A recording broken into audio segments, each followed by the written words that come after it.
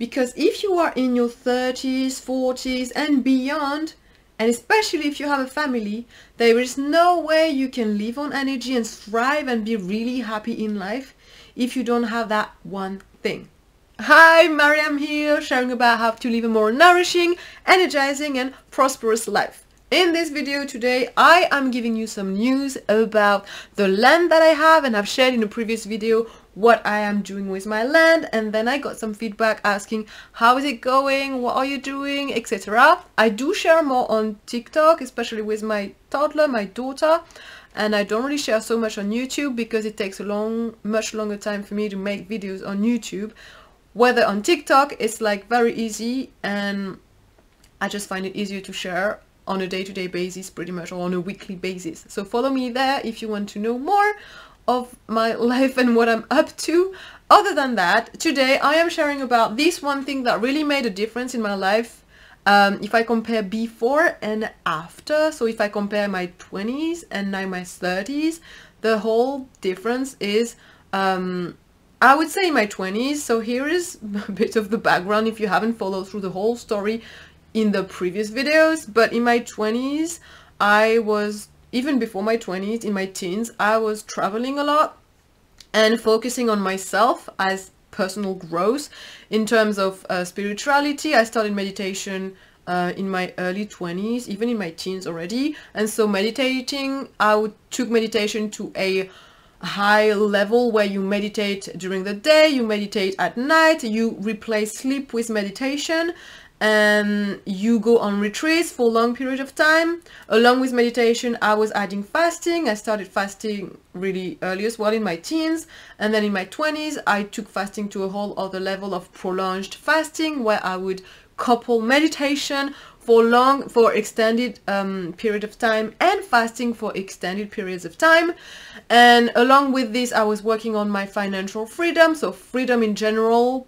But then when you meditate and you fast, freedom is a lot, like, you understand freedom a lot easily. So with financial freedom, working on making money through my own creativity and my own rules versus going to work for another company and following someone else's schedule and rules, I was being able, in my 20s, I was mastering the capacity to make money by myself and eventually not having to work to make money, in the sense that you share your life and then that's how you make money. I share this in other videos. So go to other videos, maybe one will show up here to guide you to see how I do that.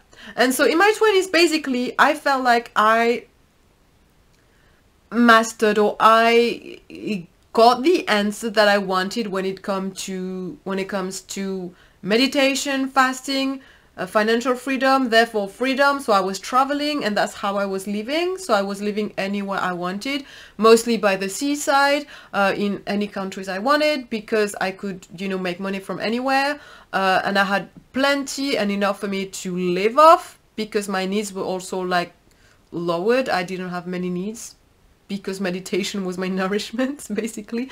And so, in other words, when you live like this, and when you're in your 20s, you've mastered this capacities, you realize, okay, suddenly, I was doing all these retreats and meeting also these masters and gurus and spiritual teachers who taught me how to reach samadhi or at least show me, and then, led me to that path of freedom. So when you master a certain level of freedom by yourself, you can live whatever you want, do whatever you want, you end up being on a constant kind of pilgrimage. Is it the right word, or is that the right, image to associate it with? You basically live like a gypsy, because why would you settle? Why would you commit with anyone or anything? Why would you, why would you go through anything challenging when you don't have to? Why would you challenge yourself more when you've experienced the challenges you wanted to experience in life, the ones that made sense in terms of,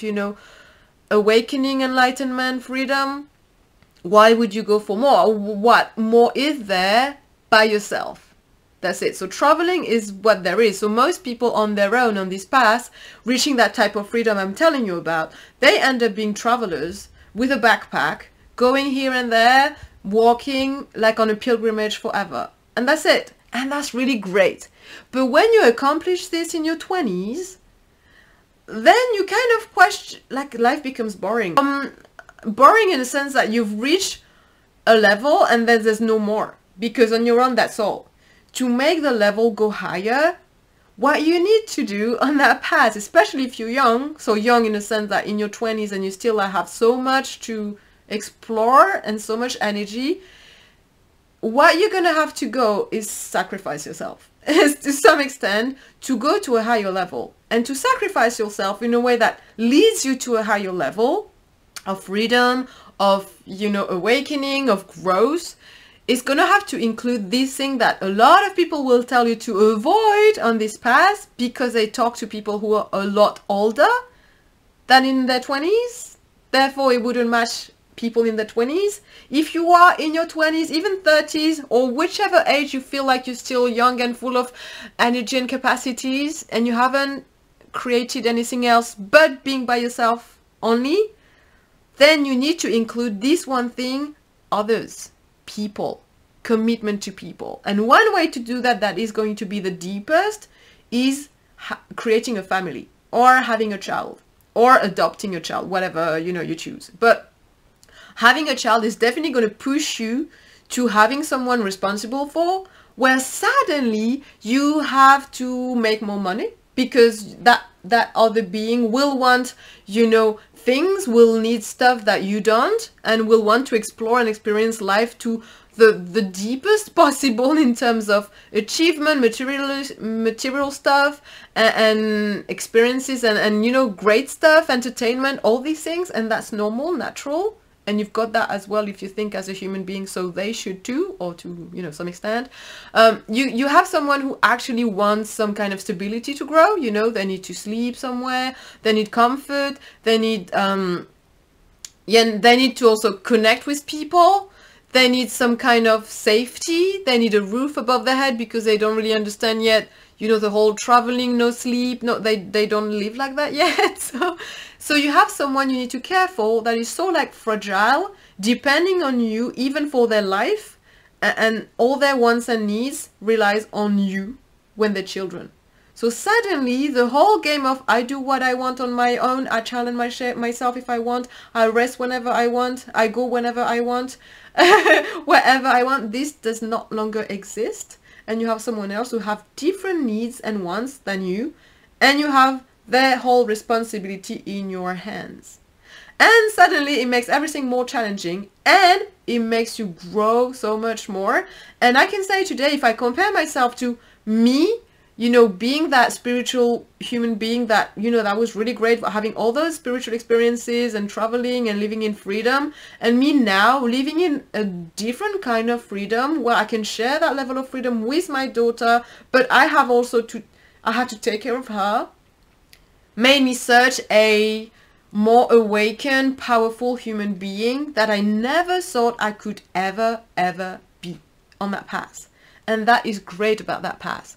So instead of just being on your own, when you feel like you really have reached a maximum level of things you can do solo, add something else. I'm not saying go have a child if you don't have one, but that's definitely going to make you a whole different human being. At least go and serve other people, create a community where that commitment, or that the challenge of creating that community, or how can I rephrase this, into creating a community where you make sure that no matter how challenging it is, you will still commit.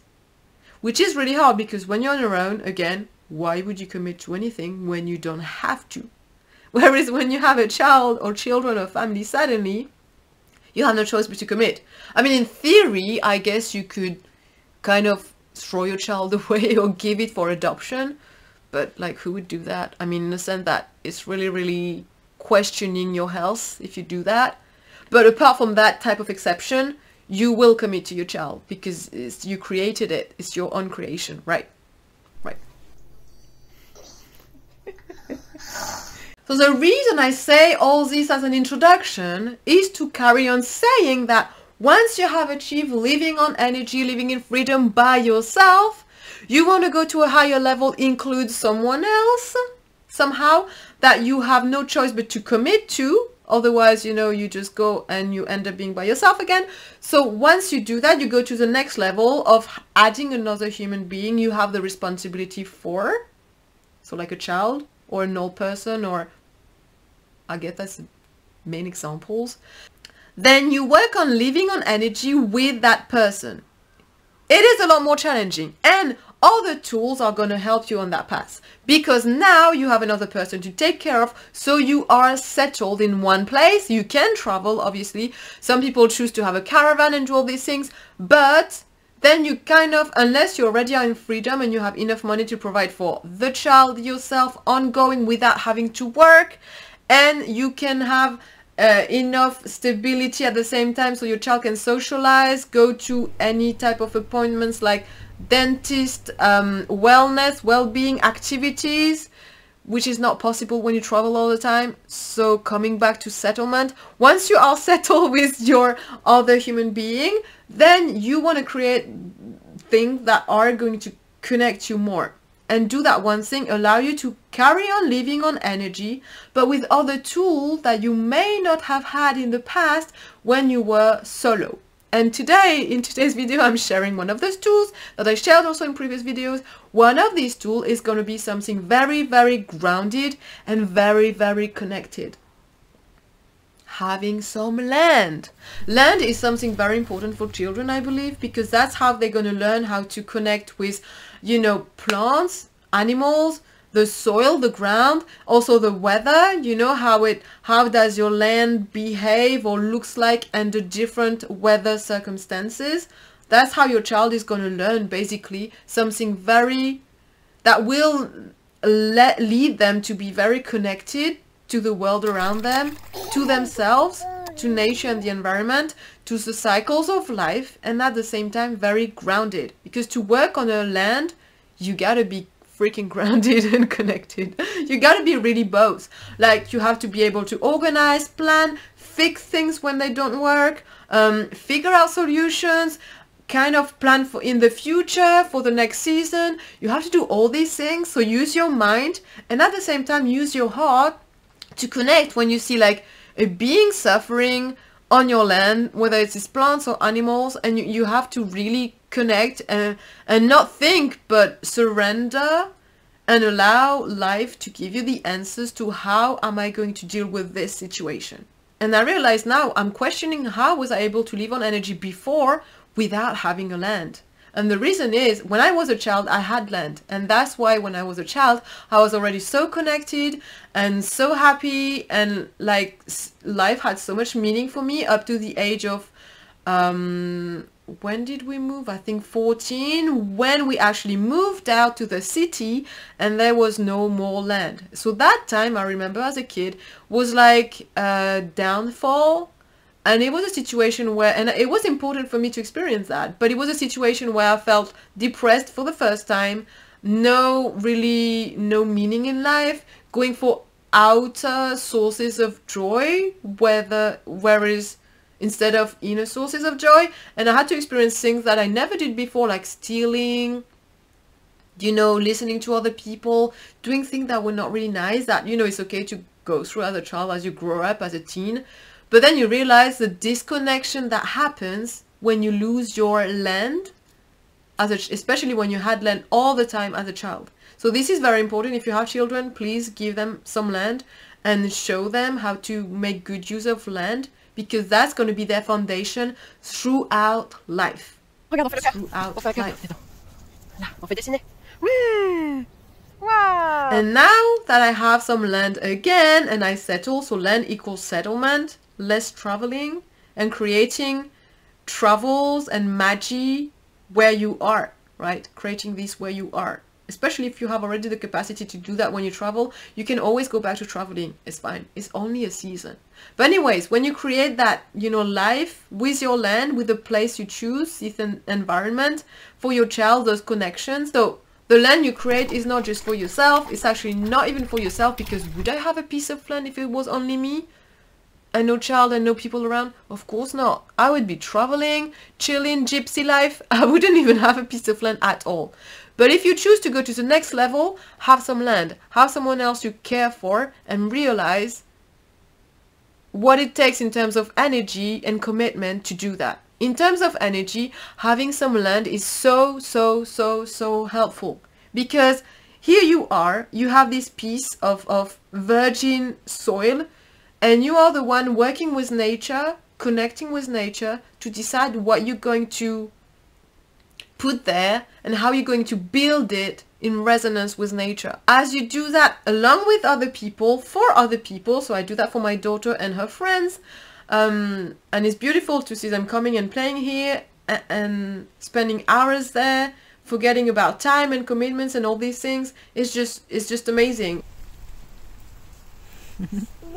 Snail, escargot. When you do that for other people, you have one thing that gives you energy. Number one is a meaning, a reason. When you don't travel, you need to give yourself a reason to stay somewhere, a meaning, and that meaning is going to be through the land. Your land also is going to help you with physical activity. There is no way you can live on energy if you don't do physical activity on a daily basis. Do I need to repeat that again? Like, this is a main aspect. If you don't move your body constantly, you can't live on energy. You can't live a life where you are energized constantly and in health. Not possible. So the piece of land helps you with that so much, because there you are having to build, dig, weed, adjust things, lift, carry, move around.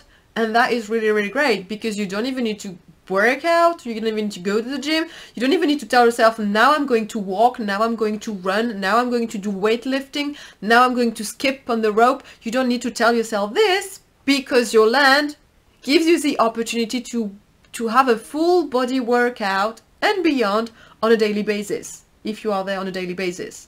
And that is absolutely great on this path of living on energy, and so crucial. Not only that, but you are outdoor all the time. Again, another thing that you need to do on this path, you have to be outdoors. The piece of land helps you do that. Like, it pushes you to do that. You can only be outdoors with a piece of land unless you build a shed on it, a caravan, whatever, and you're there. But it's going to be so small that eventually you will still have to go out anyways. Having a piece of land helps you to work on yourself so much, and that is so needed on this path. Again, as I said, if I compare to living solo with no land, you do whatever you want. So yes, you challenge yourself through meditation, and yes, meditation is really uneasy. And especially when you replace your sleep with meditation, then you realize, wow, it's not easy to stay, sitting for all those hours, and you have these body pains and aches at the beginning, but then eventually it does become easier, and suddenly you like even out of your body over time, and you don't suffer anymore because you know how to do these things. Now, when you are not solo anymore and you have someone else, the responsibility of someone else, and basically being the one allowing them to discover life through your eyes and through your actions, things are different. So how do you live on energy doing this, looking after someone with a piece of land, as I said, is going to push you to work on yourself through planning on your land around the cycles of life. It's going to push you to work on yourself through having to work with other creatures. It's going to push you to having to work with other people. I'm going to give you an example, very tangible. I built a sandpit on the land that I have for my daughter. Again, everything I do on this land is for her, right? This sandpit, and she's happy, she's playing on it, it's working well, and then we come to super hot summer, July, August, even before that, June, and something happens that I never ever thought about, that is preventing her and her friend to play happily, and creating really big suffering, and to the point I can't actually invite her friends anymore. And that never crossed my mind. Couldn't. How could I know about that? And these are red ants. Red ants in the sandpit, building houses, nesting there, many everywhere. And I'm thinking, wow, I didn't think about this ever. What am I going to do? And so it forces you to pause, be patient, surrender to life, because I don't want to kill those ants, right? I don't want to use chemicals. and I still want them to be alive, and at the same time I want the children to be able to play without being bitten and screaming and crying so hard because it hurts, right? I just want everybody to live in peace, and it's challenging, right? So you constantly challenge yourself in ways you never did before, and it may sound like a silly example, but when your love grows so much because you care for other living beings, so you care for the humans first and then also for those animals, and then your love is so big like that, and you want to find a solution to be able to make things work together in harmony, it really challenges you to grow as a person. And you can't just fix a thing like that. So you have to really think, pray, meditate, all these things that will lead you to eventually have a solution. But even now, I don't even have a solution right now. I'm just pausing and just, you know, surrendering to life on this one. But my point is, that's going to grow your level of compassion so much to a level you never really reached before, to that extent, because before, again, on your own, you don't challenge yourself like that. Unless you're at that level where you force yourself to kind of go through suffering, like sacrificing yourself maybe to create a community for older people, for disabled, and you stay there no matter what the challenges are. Unless you do that, which very little people will do, because why would you put yourself in suffering when you don't have to? Unless you do that, you never experience challenges to that extent when you are solo again. So the good thing about having people to care for, and the responsibility of other people, and creating a community for those people, so mainly children, suddenly you sacrifice to a point where you don't give yourself any other option but to find a solution, or to find solutions, because this happens constantly, non-stop, right? I'm laughing because I think it's just so mad if you think about how, like, every day comes with new challenges all the time, and that's your new meditation. So that's why when you have a family, you shouldn't worry so much about meditating, sitting in silence, because it's great if you can do it, and I still, you know, do it to some extent, but nothing like I was doing before.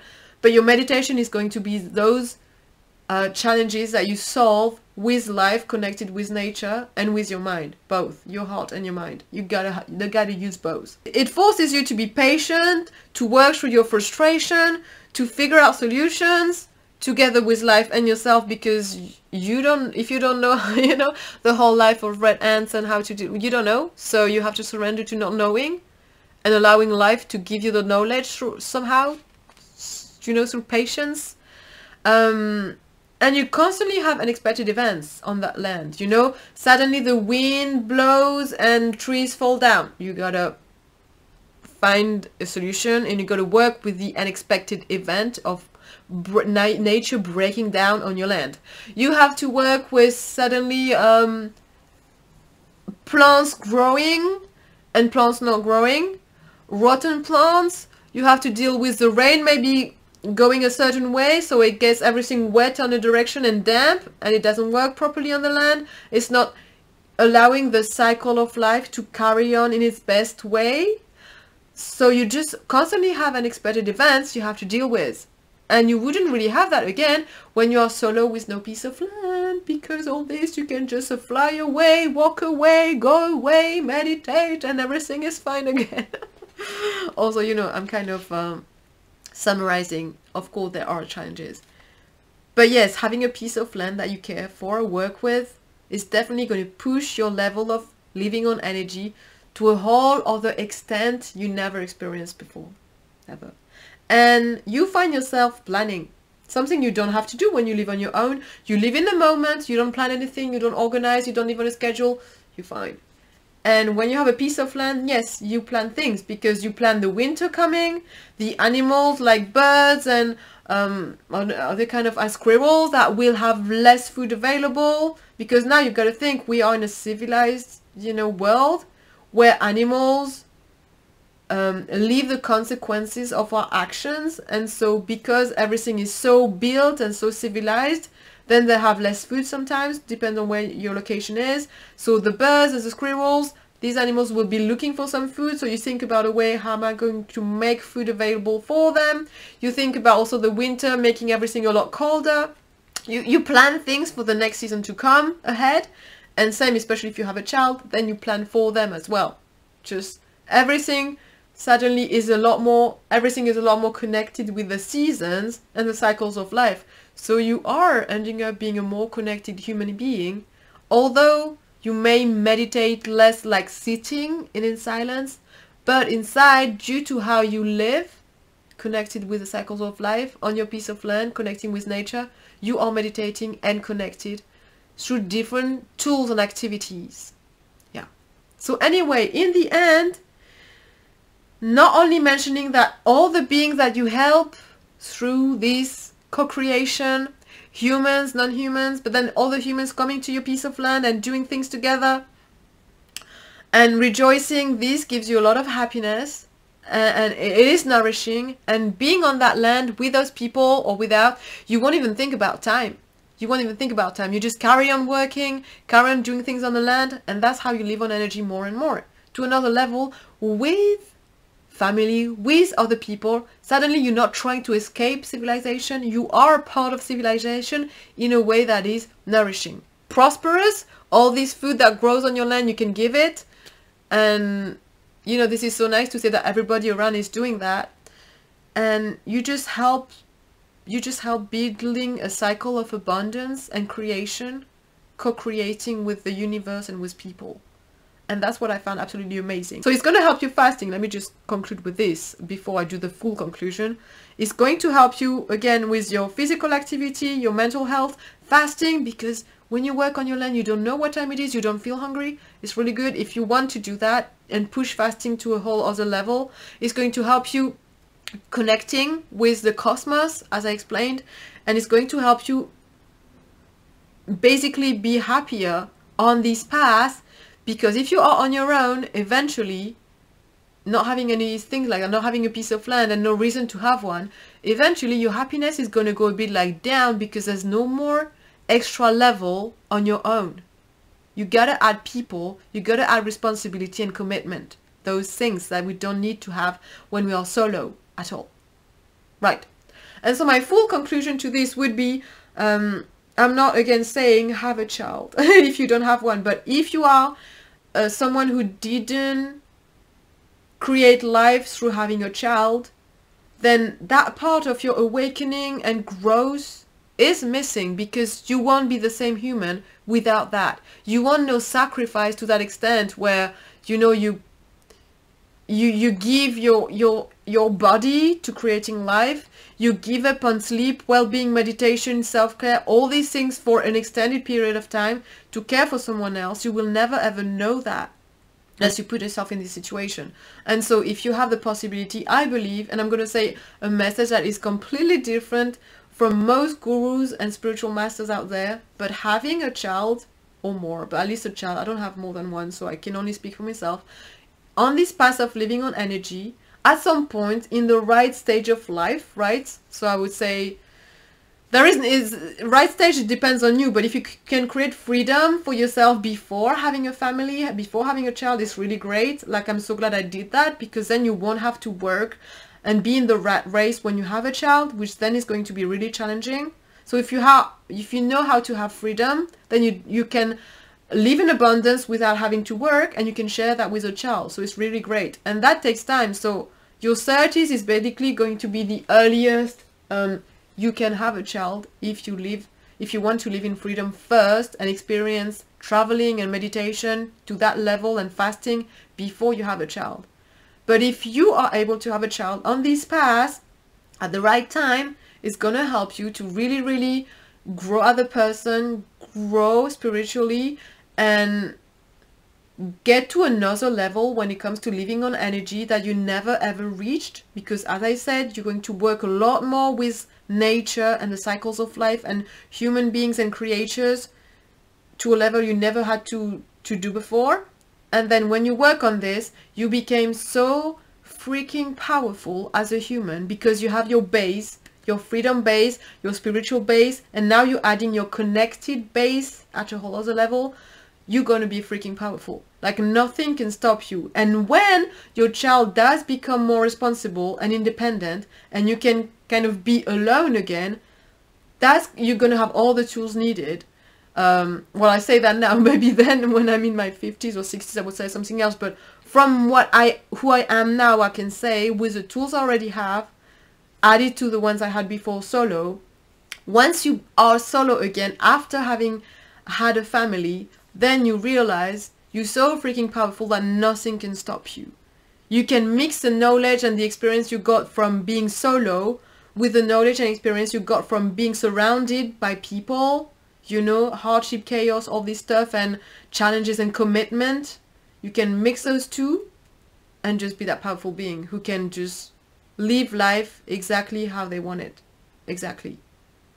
No matter the challenges, no matter the chaos around you. You don't escape anymore because you know it's just an illusion. You know how to see beyond the matrix. I don't know how to explain better than this, but I felt like I've given you examples. But yeah, so this is how it is now with the land. I'm very happy about it. I mean, happy in the sense that it's making me grow to an extent I never could imagine. That's why I'm happy. Not because it's like, woo, butterflies, easy. Not at all.